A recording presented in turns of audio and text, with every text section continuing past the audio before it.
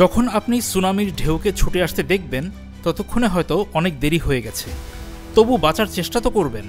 তার জন্য আপনার সামনে একটাই পথ, দানবীয় ওই ঢেউয়ের উল্টো পথে সব শক্তি দিয়ে দৌড়াতে থাকবেন। সব পরিস্থিতিতে কাজটি সহজ হবে না, আর এমন পরিস্থিতিতে আপনি পড়বেনই বা কেন? সুনামি সতর্কতা মেনে শেষ মুহূর্ত আসার অনেক আগেই সরে পড়বেন। শক্তিশালী সুনামি যখন ধেয়ে আসে, পৃথিবীর উপকূলীয় অঞ্চলগুলোতে যেন নরক নেমে আসে।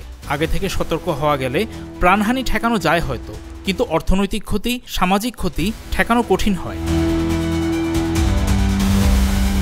সুনামি হলো সমুদ্রের ঢেউয়ের একটি সিরিজ। সাধারণত সমুদ্রের তলদেশে ভূমিকম্প থেকে এই প্রাকৃতিক বিপর্যয় দেখা দেয়, যেমনটি রাশিয়ার ভূমিকম্প থেকে এবার হয়েছে। এছাড়াও উল্কাপাত, আগ্নেয়গিরির বিস্ফোরণ বা ভূমিধস হলে হঠাৎ বিশাল জলরাশির যে আন্দোলন হয়, তা থেকেও জন্ম হয় সুনামির। এই শুরুটা হয়তো সাগরের অনেক গভীরে হয়, কিন্তু ঢেউ যখন পানির কম গভীরতার স্থান উপকূলে এসে পড়ে, তখন তা গতি হারিয়ে প্রচণ্ড উঁচু হয়ে ওঠে। তারপর সেই জলরাশি আছড়ে পড়ে ধ্বংস করে দেয় উপকূলের সব কিছু। জাপানি সুনামি বিশেষজ্ঞ কুবোটা তাতসুয়া বলেছেন, সুনামির ঢেউ নিয়মিত ঢেউয়ের চেয়ে অনেক বেশি ভয়ঙ্কর, কিন্তু শুরুতে ঢেউগুলো দেখে তেমন মনে নাও হতে পারে। প্রচণ্ড শক্তি নিয়ে দানবাকৃতির ঢেউগুলো ঘন্টায় প্রায় ৮০০ কিলোমিটার গতিতে সাগর পাড়ি দিয়ে উপকূলে আছড়ে পড়ে।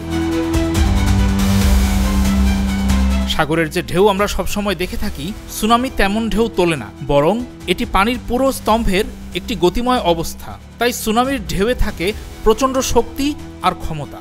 তাই দেখতে ছোটখাটো ঢেউয়ের মতো উঁচু হলেও এটি প্রচণ্ড ক্ষতি করতে পারে বলে সংবাদ মাধ্যমকে বলেছেন কুবোটা তাতসুয়া।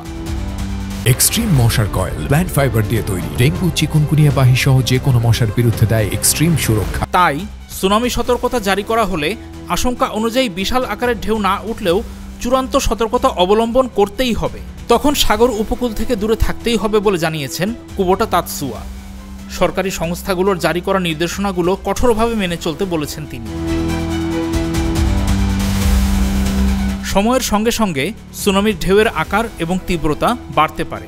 ৩০ জুলাইয়ের সুনামিতে জাপানে এমনটিই দেখা গেছে। কুবোটা জানিয়েছেন, অনেক ক্ষেত্রে বেশ কয়েক ঘন্টার মধ্যে একাধিক ঢেউ ধেয়ে আসতে পারে। এমনকি প্রথম ঢেউ খুব একটা বড় না হলেও পরে আরও বড় সুনামি দেখা দেওয়ার আশঙ্কা থাকে বলে তিনি জানিয়েছেন।